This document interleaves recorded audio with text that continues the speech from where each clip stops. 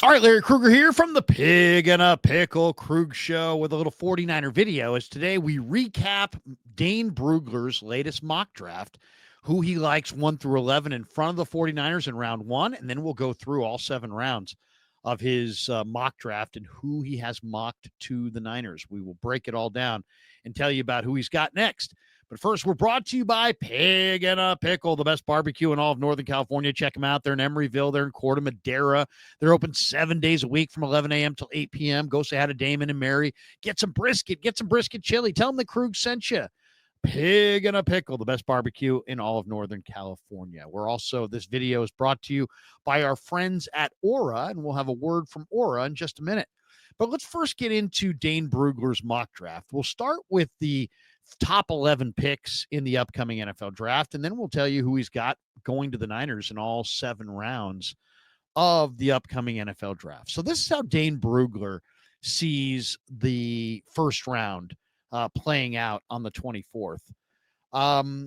Okay, Tennessee Titans have the number 1 pick. Dane says they're going Cam Ward. I think that makes sense. He says it's clear. It was clear at the combine that Ward's the number 1 pick. The only question is, would the Titans trade out or stick and pick themselves? And it's pretty clear they are going to hand the keys to their franchise to Cam Ward, and I think it's the right pick. Cam Ward, number 1 to Tennessee, according to Dane Brugler. Number 2, Cleveland Browns. Are they going to go with Abdul Carter? Are they going to go with Shedeur Sanders? No, they're not going with either of those guys. They're going with Travis Hunter, the wide receiver, cornerback, really cornerback wide receiver. He's a number 1 cornerback. He's a dynamic wide receiver from Colorado. He's a smart kid. He's an athletic kid. I think he's the best player available in the entire draft, and it makes sense. The Browns could use a receiver who's dynamic, but they could really use a number 1 corner. I know it's intriguing, the idea of putting Abdul Carter and Myles Garrett on one line, but I think the better pick here is Travis Hunter. He's a cleaner prospect. He's healthier. He's cleaner as far as his off the field profile, and I think it's a better pick. So Travis Hunter, according to Dane Brugler, number 2 to the Cleveland Browns. All right, here's where the draft really gets started. What are the Giants going to do? The Giants are fired at the end of the year. When I say that, that's Joe Shane and Brian Dable. They are done at the end of the year if they don't show some serious improvement. They don't have to make the playoffs necessarily, but they got to win some games. And so they can't go quarterback. All this talk, they're going Shedeur. So they're going to sign Russell Wilson and sign Jameis Winston and then give away their year with Shedeur Sanders. Why bother with the other 2 veteran quarterbacks? So they're not going quarterback here. They're going to trade out of this spot, or they're going to go Abdul Carter. That's my thought on it. I think Abdul Carter goes right here. The Penn State defensive end.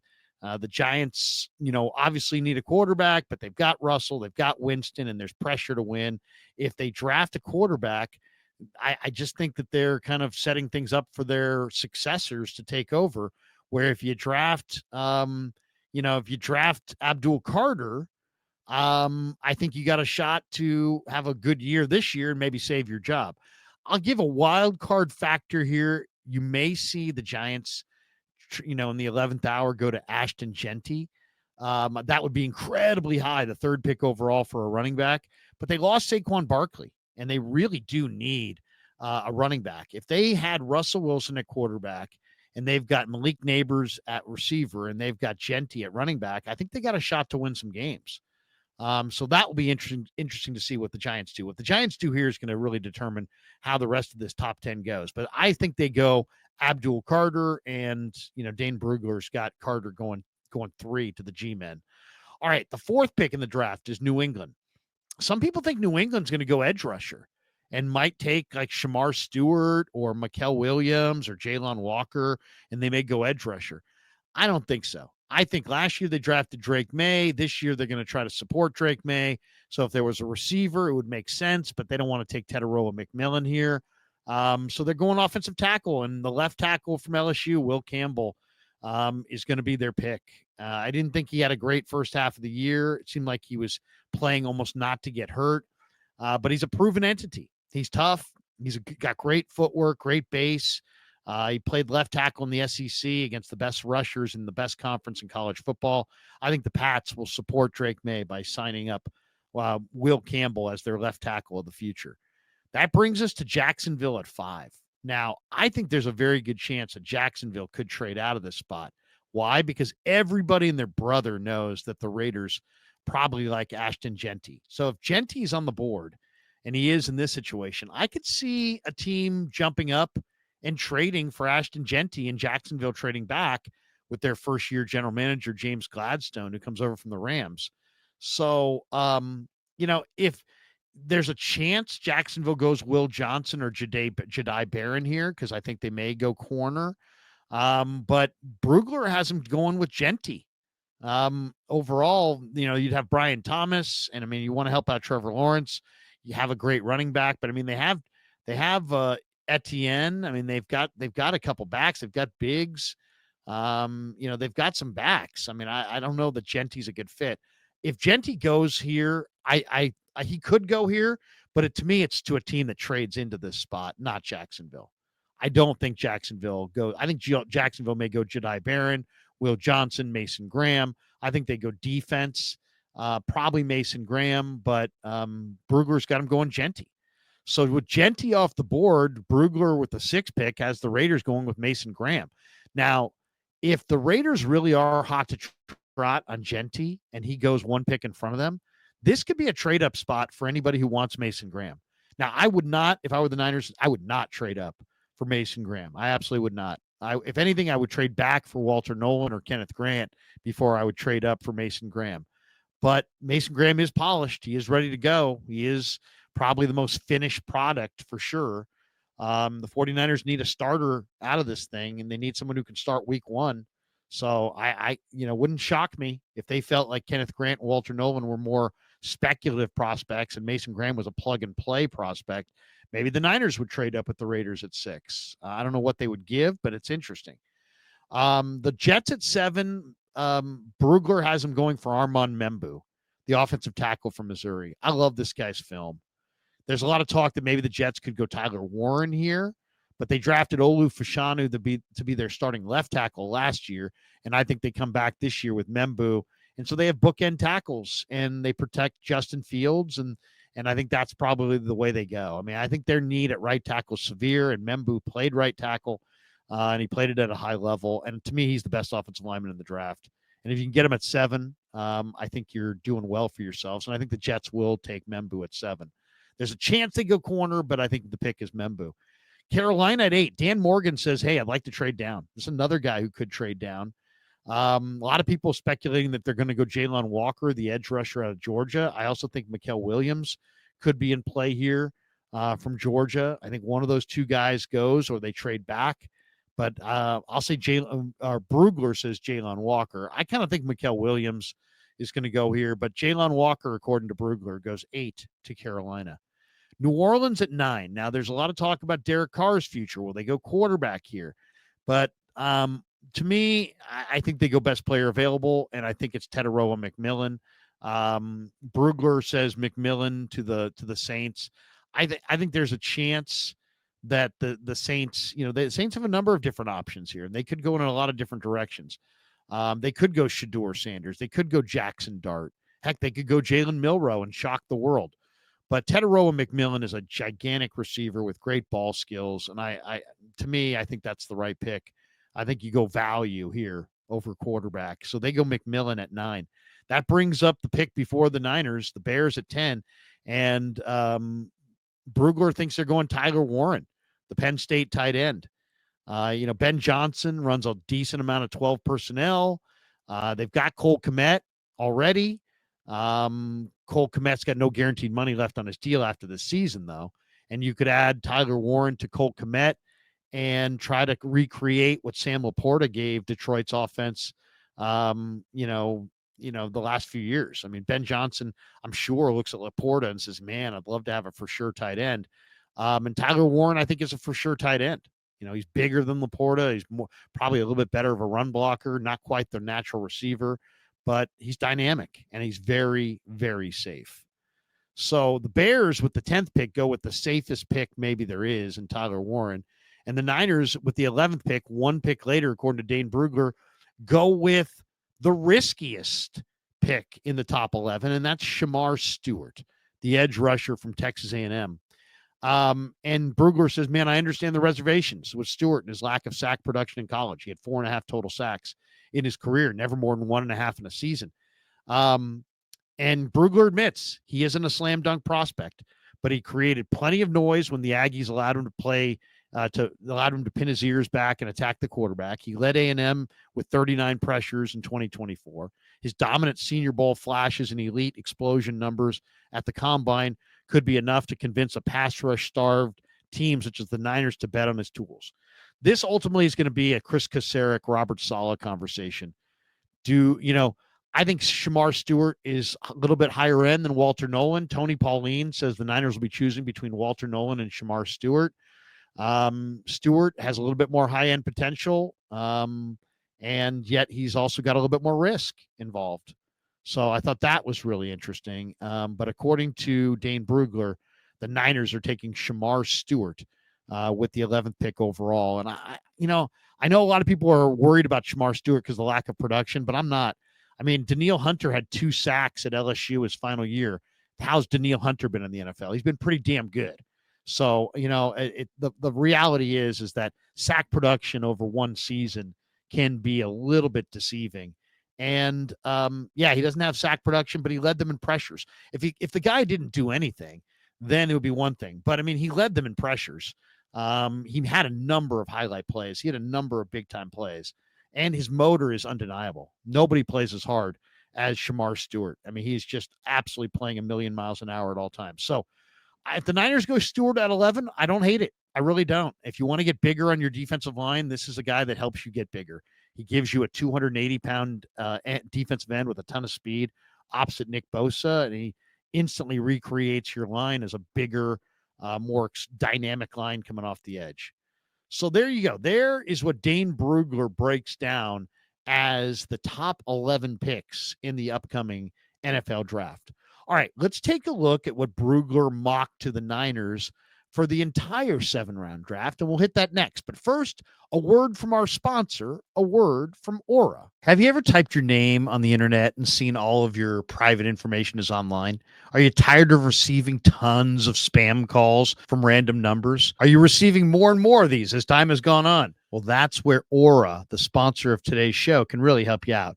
Data brokers sell your information to scammers and spammers and anyone else who may want to target you.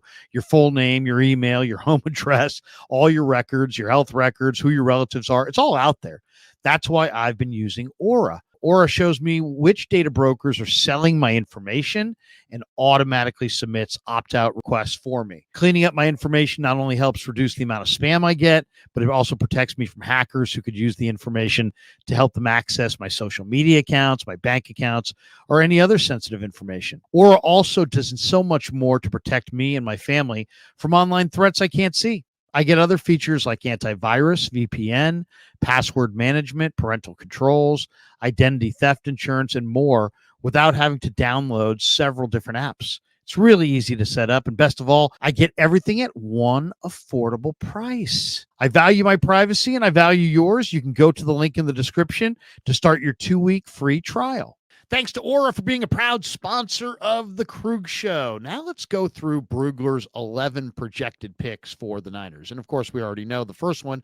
It's Shamar Stewart, the defensive end from Texas A&M. He says the Niners will pick him with the 11th pick overall. All right, let's take a look at the rest of the draft. And there's some really interesting picks here and some that I really, really love. Round 2, he's got the Niners at 43 going with Carson Schlesinger, the UCLA stacked linebacker, who's very productive and he can run well. There are other linebackers on day 3 that I prefer, and because of that, I would probably not want to go Schlesinger in this part of round 2, but he's a good football player for sure. Round 3, pick 75. Brugler has the Niners taking Anthony Belton, a 345-pound offensive tackle from NC State. Now, this is my favorite tackle in the draft. This guy's a house. And this guy's a condominium complex unto himself. But I love the movement skills. I love the long arms. I love the power. This guy can absolutely drive block and really be a foundation piece tackle. I love Belton. I think Belton's going to be a really good NFL player. And if the Niners got him at 75, I'd be doing cartwheels. All right, that was their first third-round pick. Their second third-round pick is pick number 100. And Brugler says they're going Omar Norman Lott, the defensive end from Tennessee. Omar Norman Lott is very, very strong, but he's got great movement ability. And to me, anybody with Lott in their last name's got to be a 49er. So pick 100. If they Niners get Omar Norman Lott at pick 100, that's a phenomenal pick. I don't see a big difference between Omar Norman Lott and the defensive tackles that are going to go in round 1 and round 2. I mean, he's big, he's powerful, but he's got great explosiveness. Round 4, pick 113, Damian Martinez, the running back from Miami, a sleeper running back. This guy breaks tackles. He was very productive for the Canes. Damian Martinez is really underrated. Warren Sharp had a number of stats breaking him down, but he's just a very efficient back. He runs hard. There's not a lot of negative yardage plays. Damian Martinez is a good running back. That's a good running back in the 4th round. Also in the 4th round, pick 138, Brugler says the Niners will go corner Bilal Kone. Now, there's a lot needs to be cleaned up in Kone's technique and that kind of thing. But you're talking about a very athletic, big-bodied 6'1" corner with long arms, who I think is projectable, a projectable corner that I think's got the ability to really make an impact and play good football for the 49ers. I think that's a tad early. I like Kone in like the 6th round, but I do like him. He's on my list of guys that the Niners ought to pick off. Now, the 5th round pick is really interesting. The Niners, according to Dane Brugler, with the 5th pick in the 5th round pick, their pick number 147, are going to take Tez Johnson from Oregon. Now, this is a very, very interesting player. If you saw him against Penn State, you think he's one of the best players in the draft. He had 181 yards, a couple touchdowns, and he dominated. If you saw him in Mobile at the Senior Bowl, you think this is one of the best players in the draft. Nobody could stay within 5 yards of this guy. But then if you saw that he weighs 155 pounds and he ran in the 4.5s, which is a relatively slowish time for a man that's that size, you wonder, can he play in the NFL at all? But, all I would say is I don't think this guy runs for the stopwatch well. I would love to hear that the Niners sent somebody back up there and got a faster clock time on Tez. 4.51 at 155 pounds is not fast enough. But you know what? This guy, against one of the best defenses in college football, Penn State, lit them up. They could not defend him. So in the 5th round, I really like him. I've seen some people say, 3rd round. No. You're not taking Tez in the 3rd. But in the 5th round, this guy is somewhat unguardable. And I think that would give Brock Purdy another weapon that would be absolutely electric to have on this team. So I'm excited about Tez in round 5. Now at pick 160, also in round 5, Brugler says the Niners are going for my Sac State brother, who we just had on the Krug show a few weeks ago, Jackson Slater, the guard/center. And I loved what Slater did in Mobile and at the combine. I think he really looked sharp. He is a guy that I think is going to have a nice career in the NFL. Try hard, smart kid, super dedicated. I think he's more of a guard than a center, but I think he could play either. I think he's a guy who's going to play 10 years in the NFL. Round 7, pick 227. Dane Brugler says the Niners are taking Jackson Hawes, the tight end from Georgia Tech. Hawes is really a great fit for the Niners. Why? I thought he caught the ball really, really well in the practices that I saw before the All-Star games. I mean, I saw him make a couple one-handed catches. This guy's known for his blocking ability. It's a big blocking tight end who's really smart. He played the first 3 years of his career at Yale, and then he transferred to Georgia Tech. And he's a little bit of a developmental prospect as a receiver, but 6'4", 260, and he can block, and he's got actually upside to catch the football. I really like Jackson Hawes' ability to catch the ball. I think he is going to be a sleeper tight end. I like that pick at 227. Also in round 7 at pick 249, Brugler has the Niners going with Max Brosmer, the quarterback from Minnesota. Now, I'm a big Riley Leonard fan, and I would love to see the Niners find a way to draft Riley Leonard. I kind of like the North Dakota State quarterback. I kind of like Peyton Thorne. I kind of like the kid from El Guerzma from Laurier up in Canada who played 12-man football. But I know a lot of people that really are big fans of Max Brosmer, and he does throw the heck out of the football. And according to Brugler, the Niners will take him 249th overall in round 7. And with pick number 252, right at the end, 5 picks before the end of the NFL draft. There's 257 total picks. And at pick 252, and with the Niners' final selection, Brugler has him taking Elijah Simmons, a defensive tackle from Tennessee. The nice thing about Tennessee's D linemen, they play them in a rotation. So this guy actually played, even though he didn't start for them at times. He did play off the bench, and he did play as a rotational defensive tackle. I don't know tons about Elijah Simmons, but it's an interesting name and a guy that I'll definitely look into here in the next couple of days. So there you have it. I think it's an overall a pretty exciting draft. I mean, you go high-end defensive end in Shamar Stewart, very productive plug-and-play inside linebacker in Carson Schlesinger. I think you get your future, your starting right tackle. Maybe in this scenario, you play McKivitz at left guard. You play Anthony Belton at right tackle, or who knows? Maybe they'll play Anthony Belton, all 345 pounds of him, next to Trent Williams at left guard. That would give you an overpowering left side of your O-line. Omar Norman Lott in round 3, he's an instant starter. Damian Martinez, I think, is definitely a quality backup back. Kone is going to play off the bench, but he's a good corner. Tez Johnson, I think, gives them a receiver that winds up playing an awful lot. Jackson Slater could challenge Jake Brendel or potentially start at left guard. That's the one thing about the way this draft came down. He's got Anthony Belton and Slater. Well, Slater's guard, Belton's a tackle. Do you play Belton at right tackle and move McKivitz to left guard? Or do you play Jackson Slater at left guard and play Belton off the bench as the developmental tackle, the swing tackle? That will be interesting. Hawes, I definitely think, makes the team. Brosmer would battle Tanner Mordecai for that 4th spot. And Elijah Simmons makes the team. No question. I think, he could play quite a bit, too, even as a 7th-round pick, because the need at defensive tackle is somewhat severe. So overall, I would say it's a solid draft. You're never going to agree with every single pick. But to me, the hits of this draft are Stewart, Schlesinger, Belton, Norman Lott, Martinez, Kone, Tez, Slater, and Hawes. I would say those 9 guys out of the 11, I really do like those picks. The last couple, we'll see. But if the Niners get anywhere close to 9 usable players out of any draft, that is going to go down as one of the great drafts in Niner history. And if they can get a high percentage of starters, or the other thing I threw out to Matt Mayoka when we talked to him is, the possibility of taking some of these picks and, flipping a couple day 3 picks for veterans. Bryce Huff, Michael Mayer, just a couple names that come to mind. That could be another way to add a couple real useful players on day 3 of the draft. And obviously in those scenarios, Brugler leaves completely out of his 7-round mock draft.